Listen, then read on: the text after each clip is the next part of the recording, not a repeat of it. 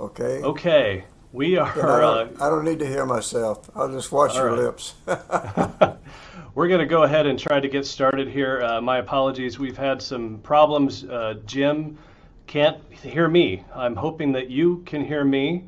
If maybe somebody could put in the chat whether or not they are able to hear me speaking, that would help so that we know that we're going. All right, I'm getting a thumbs up, so I guess we're ready to go.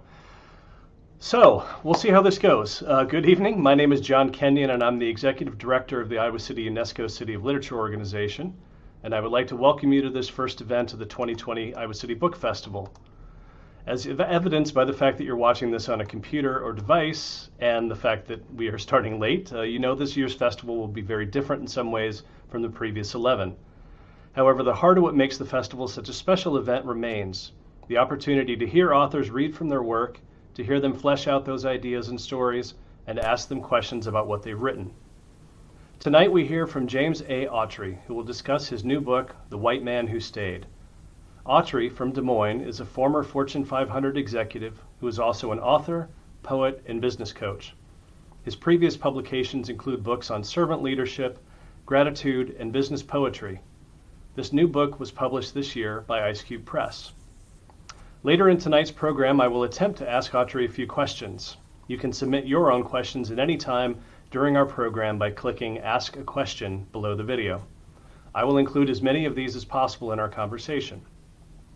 In addition, if you click the button labeled Buy the Book/Support, you will be taken to a page with information about how to buy the book from our programming partner, Prairie Lights Books in Iowa City, and find details about how to support the City of Literature and the festival. And speaking of support, the festival is sponsored by the City of Iowa City, the University of Iowa, the Iowa Arts Council, and the Iowa Public Radio. And now I would like to welcome James A. Autry to the Iowa City Book Festival. Aha. The sign language works. Just so everyone there can hear me. Is that correct? Okay. Working with a little disadvantage here, but I'm going to start right in and assume that people in the audience can hear me, and when it gets to be question time, we'll work it out some way. This book, The White Man Who Stayed, a biography remembered, despite its relatively short length, had a long gestation period. It started in my mind as a novel based on a true story, and after a couple of thousand words or so, I realized that while the novel form gave me lots of creative freedom, I felt it undermined the power of the story. And as time passed, it became more important to me to tell the truthful story. My research involved talking with community members, former staff of my cousins, friends, and family of the main character, my cousin Douglas Autry. While I read letters and various newspaper reports in researching part of this story, I also realized that I'd have to rely on my memory and on the memory of others. Thus the subtitle, A Biography Remembered. Let me simply read the first 2.5 pages of chapter 1. I should point out there's a foreword by Bill Moyers that I will not read, and he puts a historical context on the story that follows. Now, I have to tell you that when I got this foreword from Bill Moyers, I thought I just should print a foreword and put my book aside because the foreword is so good. But after putting all that work into writing a book, damn if I was going to do that. So here's the first chapter, a couple pages of the beginning of the book, after the foreword, after the preface. I can make this quick. The facts are simple enough. Country boy goes to war, comes home changed, goes to college, moves back to Mississippi home county, wins election as superintendent of education, makes political enemies, makes naive mistakes, gets set up, tried, and convicted to 7 years in Mississippi's infamous Parchman Farm. Sentenced, suspended after 18 months, returns home, later goes to work in a federal program to help poor black and white people, endures harassment and cross burnings by the Klan, is supported by black community, and once again elected as superintendent of education, endures more harassment while overseeing school integration, retires, and dies. But as my cousin Douglas always said, Faulkner wasn't making anything up. He was just reporting it, which means no one person's story begins and ends with him. It starts generations before, and in the South, that means everyone's story is somehow connected to the Civil War, or as they preferred to call it, the war between the states. There are those in Mississippi who still refer to it as the War of Northern Aggression, if you can believe that. Our family had only one war story. It is told that my great-great-grandfather Jacob Autry rode with General Nathan Bedford Forrest, who was reputed to be a superb military strategist whose techniques were studied by Nazi Field Marshal Erwin Rommel. Now that connection has always intrigued me because Forrest also founded the Ku Klux Klan, as Nazi an organization as ever existed in this country, and an organization that plays a small role in Cousin Douglas's story. In our family, we learned from early childhood that great-great-grandfather Jacob was shot off his horse during a skirmish near the Tennessee-Mississippi border. A Yankee musket ball creased his forehead horizontally, making a bloody but superficial wound. He was knocked unconscious, however, and left for dead. When he woke, his horse was gone, so he made what I consider one of the more rational and intelligent decisions ever made by an Autry. He just walked on home and quit the war altogether. In one way or another, every Southerner's story is tied to that war and to race. Douglas's story is no different from mine, except in one important way. Douglas stayed. I and many of my white Southern friends left the South not only to make our way to the cities of the North, and this must be admitted, to leave behind the hard job we knew was coming of finally integrating the South and bringing it into the 20th century. We knew it would not only be hard, but bloody, probably very bloody.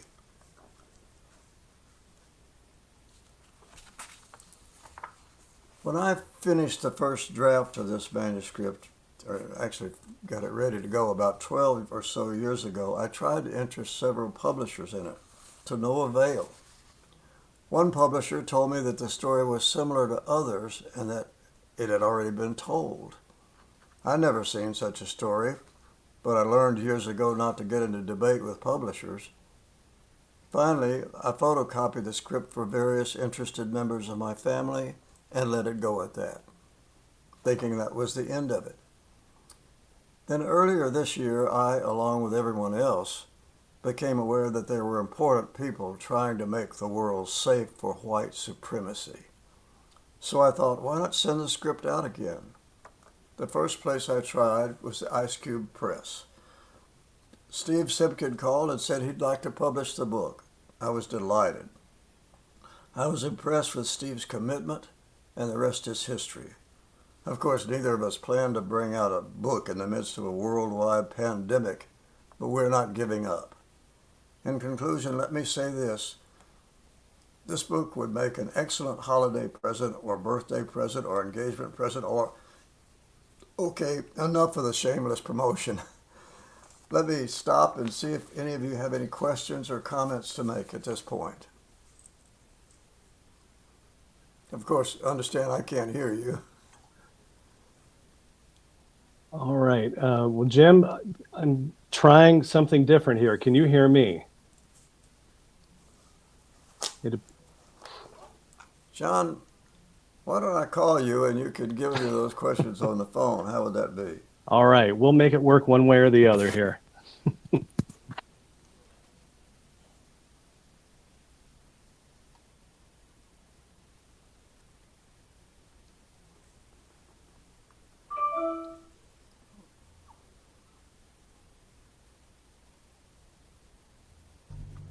Just curious if the folks who are here can actually hear me still. Am I getting through to you?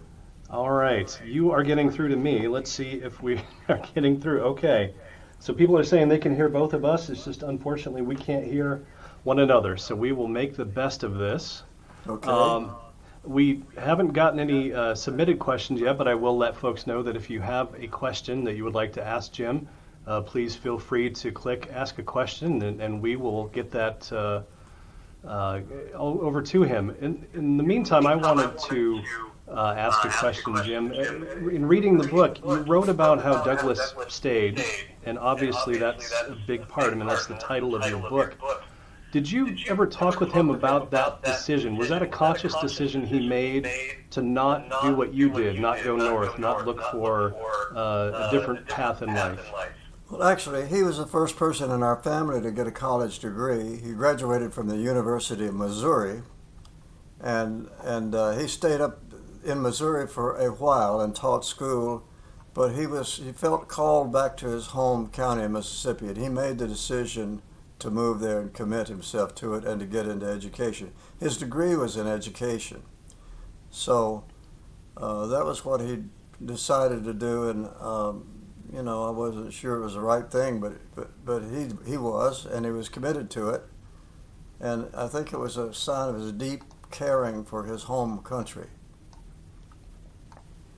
Yeah, and you talked a little bit about this in your introduction with the timing of the book and the fact that it felt so relevant right now. I was wondering if you could talk a little bit more about the process of thinking about your contemporaneous reactions to what was going on. So what you were thinking in the 50s, 60s, 70s, and so on, and then thinking about those things through the lens of your current thoughts about race and what has gone on. I mean, obviously, you're a very different person than you were back in the 1950s, as most people are. Did you think about that in terms of what your thoughts had been back then and how they might be different now about what had happened? Well, all through my young schooling years, up through high school, I was just sort of unconscious of the racial problems, and I just I had no sense of the injustice of it because I was too busy trying to go to school and make a little money. Then when I graduated from college, I entered the Air Force and became a jet fighter pilot for 4.5 years. And that was my first close friendships with African American people, except for the friendships we had by playing and hunting and fishing together when I was younger. But in the Air Force, I began to get some sense of the injustice that black people were facing. I understand I'd spent my whole life up until that point in the South. And I'm not making an excuse. I mean, it's utterly inexcusable, but I was just oblivious to the truth. And when I got to Air Force, I began less oblivious and became more sensitive. And then but I do recall when I was in college, my consciousness began to be raised. When I got out of high school, went to college, and in fact, as a journalism student in college, I got more sensitive to the racial world, and particularly through the eyes of someone observing how the politicians down there were treating it. I was editor of this university paper, and by my senior year, I was beginning to be a bit of a rabble-rouser, and I really got in trouble for writing an editorial that ended up being denounced. I mean, I was denounced by name in the Mississippi legislature. This guy stood up and denounced me as, I don't know, I guess he thought I was a traitor to the Southern cause or something. Anyway, that was a lesson to me. So, but in the Air Force, I got really a little more exposed to the world. Spent 3 years in France, and when I came home, I was determined not to live in the South, and that's when I got a job in Iowa, and I've been in Iowa pretty much ever since. But my cousin Douglas went home and decided to run for superintendent of education. He was elected, and I remember him saying to me, "Jimmy, I've got to somehow get these people to recognize what's going on here." And he knew he couldn't do it by just directly hitting it, so he had this method of going in and saying, "You know, it's just a damn shame that 49% of the people in the state have to pay 100% of the taxes." So he was sort of saying it that the black people didn't pay any taxes. All we white people have to carry the tax burden. He was trying to impress upon white people that, making them feel the victims. So it didn't work very well. He tried to shift money from one pocket to the other to get more money for the black schools. He scrounged school books from big city schools. He did everything he could to improve the conditions of the African American students, and this began to get under the skin of some of the white people, and it was characterized as he was taking himself away from the white people to give to the blacks, and that's I think what got him in trouble. He was framed, and believe me, framed, and sentenced. There were two charges. One was misappropriation of funds, which was a civil charge, and the other was embezzlement, which was a criminal charge. And the embezzlement was for the grand total of $636. So, I mean, it was an absolute frame up, and that's another part of the story, and I won't really go into it. But my attitude through all of this, which is getting back to your question, was from sort of a utterly unconscious, not an attitude, it was just an aspect. It was unconscious of what was going on, to getting into college where I became a lot more conscious. And then in the Air Force, where I thought, that's really bad. I'm not going to go live down there. But in a way, I just abdicated any responsibility for trying to rectify the situation. My cousin, whom as you can tell from this, I admired greatly, just addressed it head on. And how he got his attitudes, I don't know. He was a combat veteran in World War II. He served on a destroyer in the Pacific. He saw a lot of action. And I think somehow in the midst of all that blood and sweat and gunpowder and explosions and everything, I just think he got some sense of how insignificant the difference in colors of people were. So, one thing I was struck while reading through the book that you mentioned when writing about the Civil War, mentioning the Civil War, you said in one way or another, every Southerner's story is tied to that war and to race. And obviously we've heard an awful lot about the Civil War when we hear about monuments and whether we should take them down or preserve them and all of that. So obviously it is something that still resonates a lot. And, you know, for someone living in the North, it's hard to wrap your mind around that. I wondered if you had thoughts. I mean, you lived in the North for so long, but grew up in the South. Do you have thoughts about that, a different context than maybe others might? Well, I don't think so. I don't get very exercised about that one way or another, but what I do think is these monuments, these statues and all this are terrible affronts to African American people.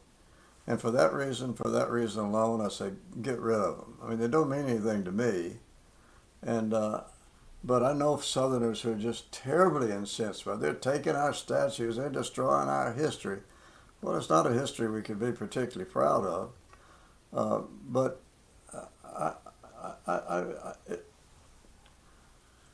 I don't know. Did I come close to answering your question? Uh, sure. I mean, it's obviously a fraught topic, and I don't want to put you on the spot with that. Um, It's not that fraud. I don't mind being put on the spot. The fact is that so many Southern families are connected to that war, and we all learned about it when we were kids, and then everybody sort of forgets about it. I mean, the statues are a place where the pigeons stop and do their stuff, and I don't think people think about it very much until this movement to tear down the statues and the Black Lives Matter movement. And that has sort of exercised this bunch of super conservative Southern people, and not just the Southern people, all over the country. And it happened as a result, I think, of the most well-intentioned beliefs and attitudes and actions. But I've heard people whom I admire in the South, intelligent, educated people, and they're just incensed that they're taking down the statues, like the statue in Lee Circle in New Orleans. Well, and then the statues of Andrew Jackson. Well, Andrew Jackson was very, very smart. He saved the Union before Lincoln took it on so strong. Jackson was very good on that, on preserving the Union. But look what he did to the Indians when the Trail of Tears. He moved them across the country, and to him the means justified. I mean, the end justified the means, which is not good moral philosophy any way you cut it. I think that we're a long way from getting this resolved, and what bothers me is that the issue has polarized people in the South even more than they were before.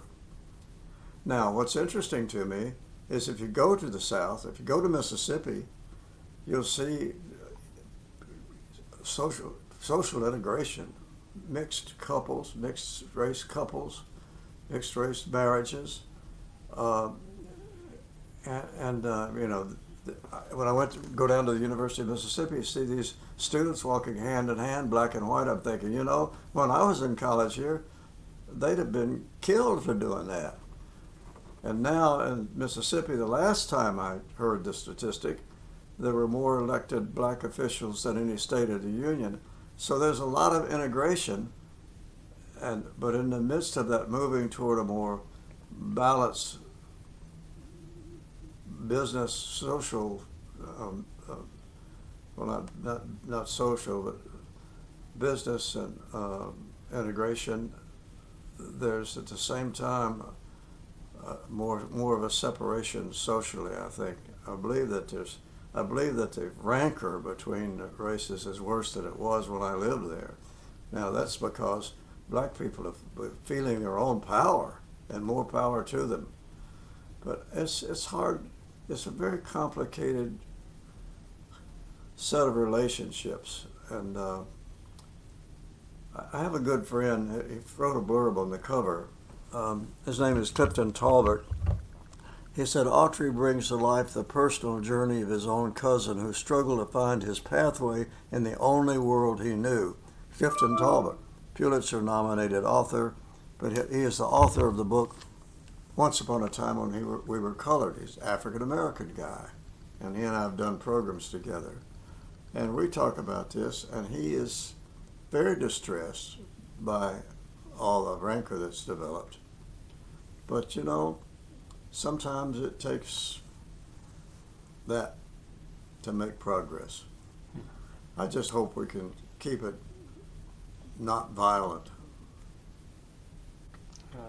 Well, we have a question that has been submitted, and it actually is on a topic that I wanted to ask you about, so it's good timing. It says, how did you respond to your family and friends who disagreed with your anti-racist points of view?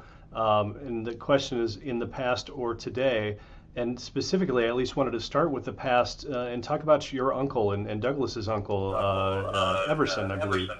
Uh, Yeah. and obviously, he was one of the instigators of Yeah. the challenge to Douglas. I was wondering if you could talk a little bit about that and how you deal with that within your family. Well, as we like to say, Faulkner was not making anything up.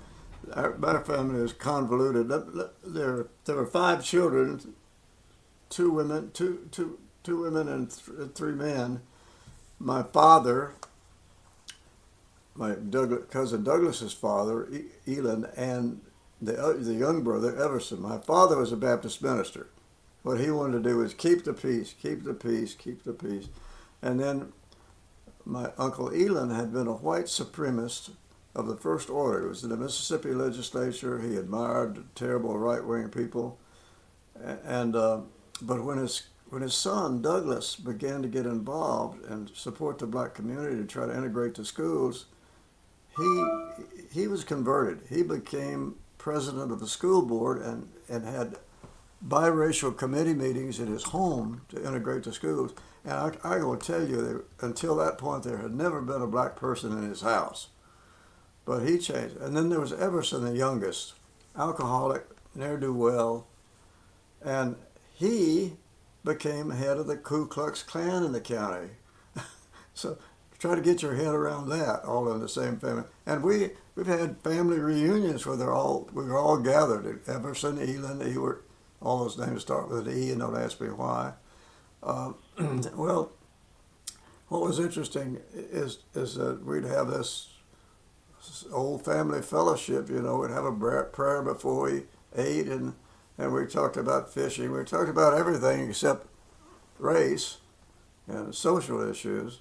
But Elon, Everson, and I went to those family reunions, and I'm talking about 20 years ago. And Everson was harassing Douglas, and there they were together with the family. It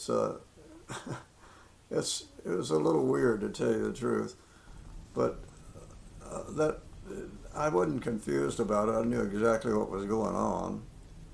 But when I was a kid, I went. Everson took me fishing. I was in that family, and we didn't talk. People don't believe this. We never talked about race, and that's both good and bad. The good part is we didn't argue about it, and the bad part is we never talked about race. So we just, was it Daniel Patrick Moynihan who said benign neglect? So your lighting changed all of a sudden, John. It did. I'll take care of that in a moment here. Just part of the technical fun of doing the event. I'll throw you a question that hopefully you can talk about for a moment. I'll take care of that. You have written a lot about business and leadership. And a lot of your book is about challenging the status quo and having the courage to challenge the status quo and fighting against that. Obviously, that's a leadership quality. I was wondering if you ever thought about, in the context of your leadership work and the things you've written there, the work that Douglas was doing down in Mississippi. No, I can't. I'd like to say yes to that, but I can't. I haven't thought about it that way. You're right. The leadership stuff I've done has been somewhat iconoclastic.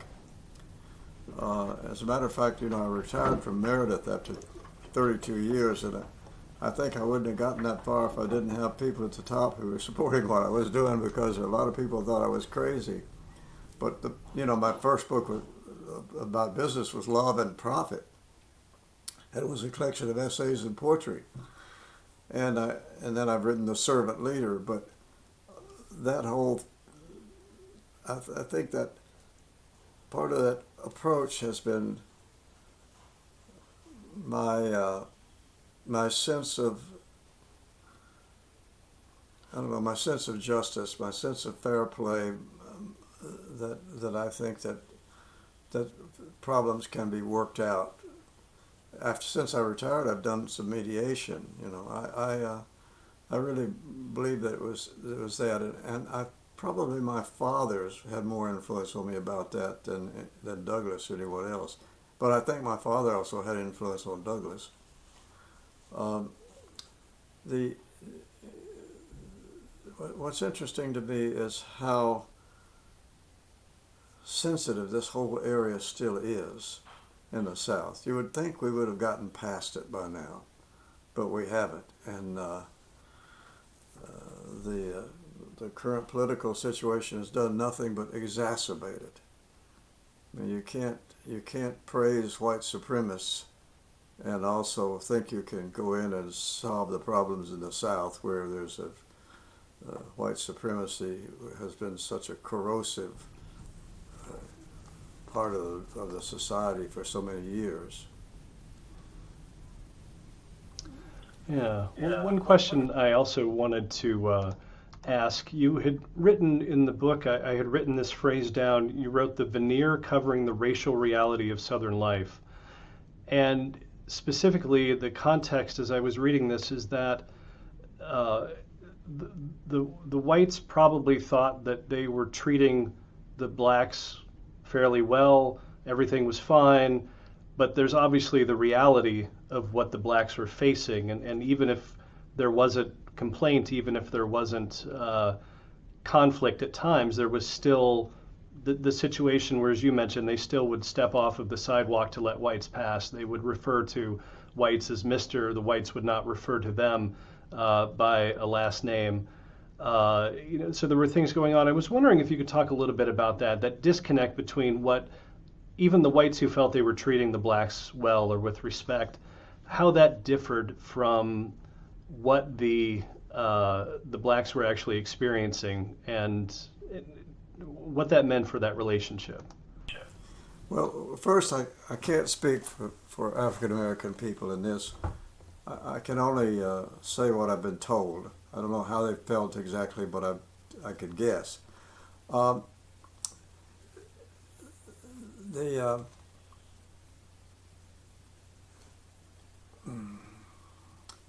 Give me the question again. I'm sort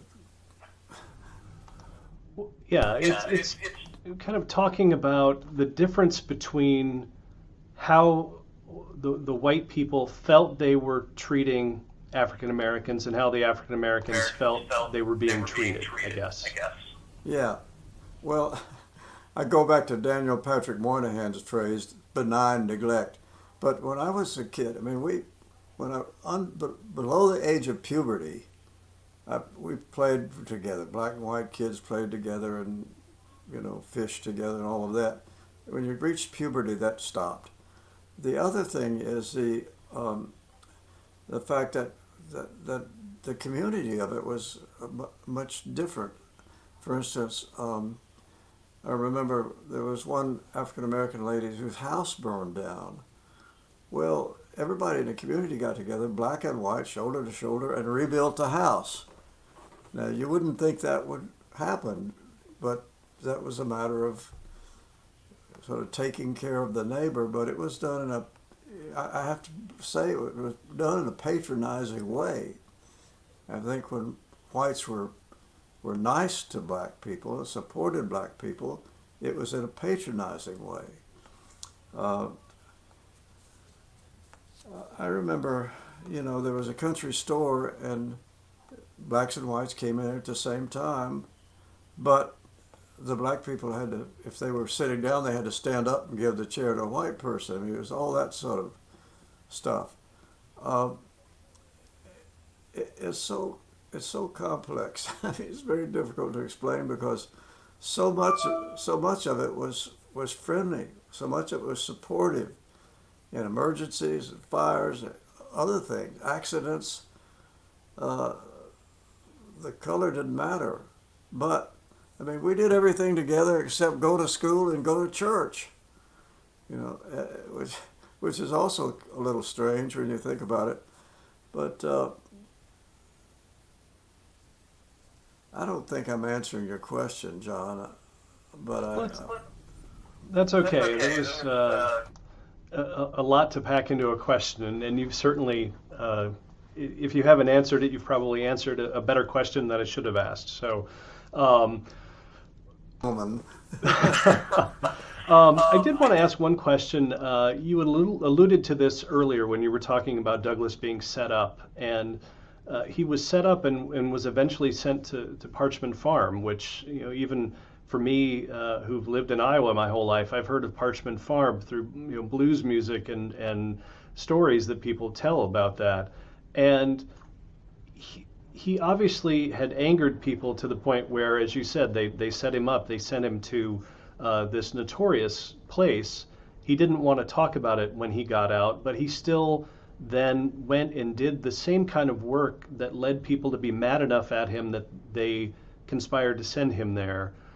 I was wondering what you think that says about his character and about how much he saw the importance of this work to be done. I mean, with something like that hanging over your head as a possibility, it was fairly extraordinary that he would do that work. Well, that setup was largely the work of two or three influential people. And I mean, I don't know the backstory, why they were so down on Douglas, but once they began to articulate it, the people, as I say, the do-nothing good old boys, got behind it and were all in favor of railroading Douglas. But he didn't defend himself. I mean, I think his big problem was that he made this mistake, this accounting, what would be best described as an accounting error, and he didn't defend himself much. He went to court. You should read the stories in the newspaper of the court of the $636, and the prosecutor says, "Ladies and gentlemen, that money flowed down Corruption Creek today." That's a quote right out of the paper. Corruption Creek. Well, I think that I think Douglas's attitude was that he just would keep doing his job, and he didn't fight very much about it. And when he got out, he was an ex-con. It was a terrible identity burden to carry. And his climb back into, quote, legitimacy, unquote, was because of his work that he did to help the poor black and poor white community. He got appointed because Kennedy came in and started this community action program, and Douglas got appointed head of the Neighborhood Youth Corps and Head Start. So those were completely integrated. I remember visiting him one time, and he said, "Come, I want to show you something." And we went over to where the Head Start group was meeting, and it was about time for the class to let out. And when it let out, these little kids, he said, "Watch this." These little kids came out. They were black and white, mixed, holding hands, laughing, and the white mothers were on one side of the aisle, the black mothers were on the other. But before the school year was over, they were all intermingling.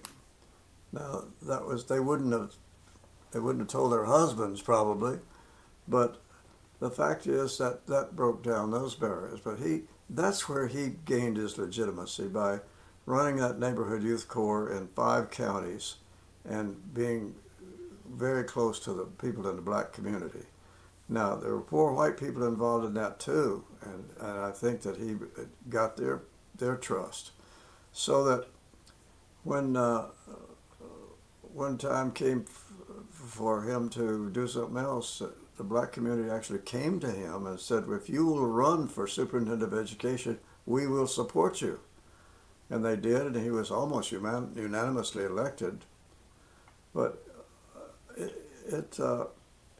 he didn't work at his rehabilitation. He just went quietly to doing the jobs that he was given to do. But he was very, very cautious. Man, he wouldn't risk anything. All the books, all the supplies that he used, everything was meticulously logged and taken care of. Something that he hadn't done when he was superintendent of education. But his whole world changed. He lost a lot of friends, but he had some friends who stuck with him. And when I went down to visit, you know, he was still operating, but I could tell that he'd been hurt deeply by what he felt was betrayal of some of the friends and some of the people in the white community. So we do have a few moments left, and if any of our viewers have any questions, they can feel free to push the Ask a Question button at the bottom, or put those into the chat. While folks might be thinking of a question, I did want to ask, and it gets back to this notion of leadership again, or just in general, the lesson that you hope is imparted by this book. When people read this book and they come away from it, what are you hoping that they come away with, that they internalize, that can help them as they move forward in their lives? I hope that they internalize a couple of things. One, the continuing injustice of the race relations in this country. And two, that one person can make a difference. It doesn't have to be changing the world, but if one person can change one community, it makes a big difference. And one of the Burb writers said that one person can make a difference. And I just so admired Douglas because he was committed to making a difference, and to hell with what happened, and come what may. Let the chips fall where they may, to coin a phrase. He just put his head up and put his chest out and stuck with it. And he was reviled by some people his whole life because of what they considered his, quote, embezzlement, unquote. But the lesson, I think, is that one person can make a difference, and two, we have got to get our heads around the racial problems in this country. So I hope the book will go some distance in help giving people some insight into that situation. Was Douglas aware of the impact that he'd had? Did he hear from students who had more opportunity because of the work he'd done, parents and such? Oh, yes, indeed. Yes, indeed. And particularly the black students, but some of the white ones too. But black kids stayed in touch with him after they left.